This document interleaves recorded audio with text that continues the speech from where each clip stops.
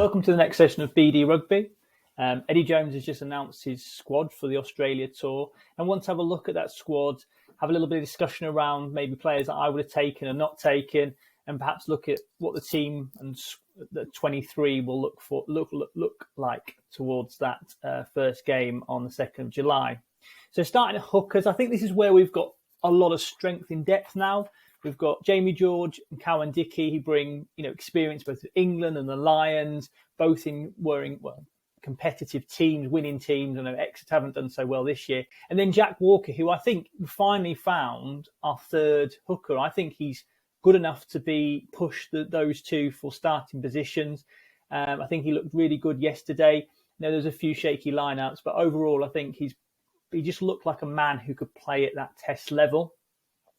Props is, in contrast, is an area where I think we're going to struggle. I think we're probably looking at starting with Genji and Vunipola.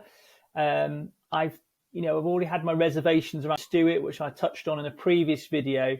But Hayes and Schickerling might get some experience and some proper test match experience, particularly away from home. I think really going to start to see who's got it at international level.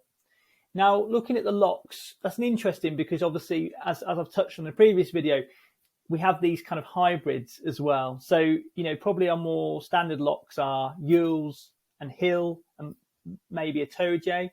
And then you've got the kind of more hybrids, so Ezekwe, Laws and Chesham. I think because you have the hybrids, I personally would have dropped one of the locks because I think you have players who can cover that position. Personally, I still don't really see it in Yules. I mean, he's got 30-odd caps, so a lot of experience. He's been ever-present in squads for Eddie Jones and played quite a few, started quite a few games.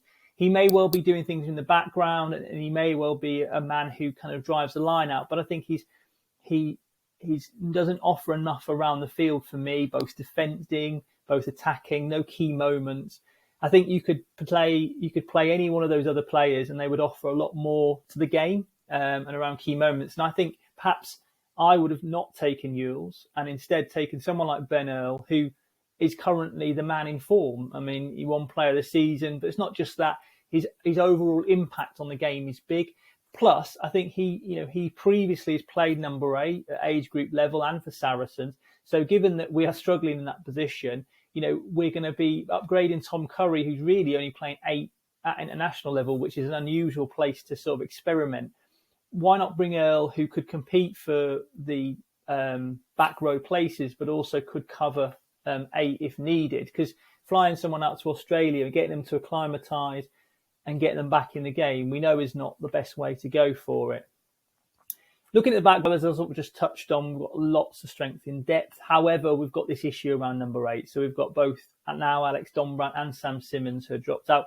But it's good to be able to bring back someone who was our previous number 8 in Billy Vunipola, who, from what I'm hearing, is in good shape at the moment. He's obviously playing quite well. My only concern around that is we want to play this kind of dynamic, unstructured game in Billy Vunipola. And is Billy suited to that? If he could start getting his offload game going and taking the tackle on terms on his terms, I think he could. But I'm not sure whether he contrasts it too much with what we want to play, whereas Alex Dombrandt would complement that way of playing. Looking at the back row, I mean, obviously, if you bring Laws into that as well, you've got Willis, Curry, Ludlam, Underhill. Personally, I would go with Curry and Willis. I think you could even see touches in the Barbarians game where Willis gets over the ball. I don't actually think he was that successful at it. He getting blown out of the way, but that he will slow ball down. And I think that England although yesterday a lot of the problem was their attacking breakdown work and the fact that they were getting kind of isolated and turned over, I think defensively it's still a weapon. We can get someone over the ball, and I think Curry does so much else now, and he's doing a lot more carrying. I think having someone who kind of sort of stalks the ruck and can get in there. And I mean, he's got incredible flexibility and incredibly strong. He's one of the best around for it. I'd love to see him just said, right, you're going to play 3 tests. Give him that confidence and let him go out and play. Plus, he gives a lot from a carrying perspective. And as I saw later on in the Wasps fixtures, he can be lifted in the line-out. So personally, I'd play him. I don't know how I'd probably play him 7 and Curry 6, which I think would work. Look at the Scrum-half's an interesting one. So Randall, probably expected. Didn't think he played particularly well yesterday. Thought he was slow. Kerr, who's been the informed Scrum-half, I felt the ball was getting moved away a lot quicker at the breakdown, which was good. He offers obviously a lot of experience bringing into that team, especially if you're not going to take someone like Ben Youngs, who equally has that experience. You've probably got a very like-for-like player. If anything, Kerr's probably more in form and perhaps got a little bit more of that kind of X factor these days anyway. I think Ben used to have it. And then the interesting one is around Jack Van Portfleet. I've earmarked him as one of the bolters for the World Cup squad. I think a player's playing a successful team. He's got brilliant mentors in Youngs and Wigglesworth. And obviously pedigree as in being a captain of a Grand Slam winning under-20s team. However, I do think Alex Mitchell's been playing pretty well. Again, another player who probably complements the way England want to play, this sort of unstructured, dynamic, quick ball. He is very good at that. And the fact that he got capped in the autumn and then doesn't seem to have been playing, I'm not sure if he's carrying some injury. It's unusual. I think it's a bit unusual that he's not being considered. But then you never know what happens behind the scenes. In terms of fly halves, again, an interesting one because Smith will obviously be earmarked for 10. We've got no Ford, so they're going to Farrell will be classed as a cover for fly half, but it's going to play 12. And I think that will interestingly do is that's going to impact on the bench. So at the moment, I think Furbank's probably in there to cover, but that will mean that I would think that Furbank's probably got to be on the bench because we've got to have some cover at 10, I would imagine. So personally, I would have, if Furbank's your kind of hybrid player, covers lots of positions, personally, I think Max Malins is a better option there. He's played 10 through the age groups. He's probably quite comfortable playing 10. Well, probably as equally as Furbank. But then he's more effective, I think, in other positions. So if you play Malins on the wing or fullback, I would argue that he's better than Furbank. So personally, I'm surprised that Malins is not in there. I think you either have Malins, Furbank, or Daly. They've gone with Furbank. But for me, it would have been Malins. Looking at centres, because Farrell is going to be at 12, I believe, and Marchant 13. You've then got Dingwall and Porter, both unproven, which is interesting. So we're not really got the depth there. We know that with the injuries that we've got, but it's an interesting one. Porter's not even been part of the squad, to my knowledge. So we literally are going on the fact that perhaps Eddie Jones has seen something. He's maybe spoken with Steve Borthwick. The fact that he is brought up in Australia may also be a Jones factor. I mean, he's not going to be intimidated by the air. He's going to be comfortable in the setting, likely. So, and it'd be interesting, he's playing in a successful team and he's making decent impact. So it'll be interesting to see how he could potentially step up. And similarly with Dingwall, I mean, Dingwall's a player who's been around squads for a while, is always earmarked as a youngster to make the step up. I'm not sure whether he's the 12 or 13. I think at Northampton he plays both positions. I get the feeling with him, though, he's a sort of personality that perhaps you would make the step up.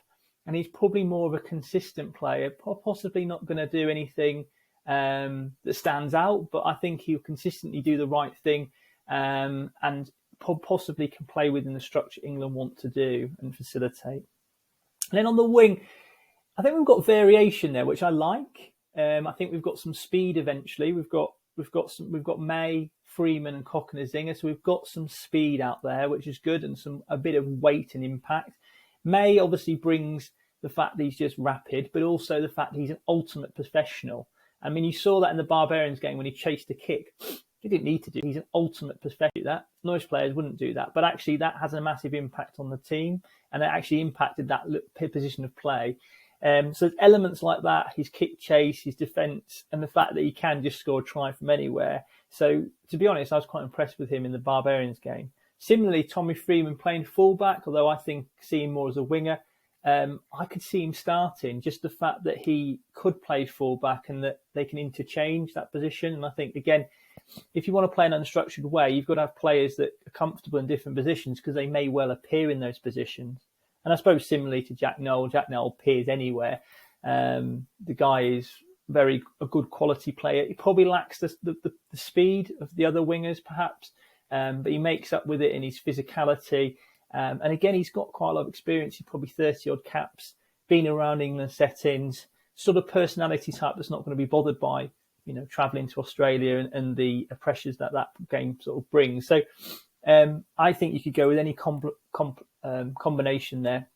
Obviously, Cocken is singing if we can keep him fit. He's that point of difference with Notoa Lange. He's a big guy, carry, and he took his try well in the Barbarians game. There was some criticism of him not passing out wide, possibly, but he may have felt the inside ball was a better option. It's not like he didn't pass, but actually his finish, I think people gave that enough credit. There's not a lot of players would be big enough to score that, but also to be able to fend off with one hand and literally hold the ball, grasping one hand and score. So I think if we can get him fit and playing, he could still be an absolute weapon for England.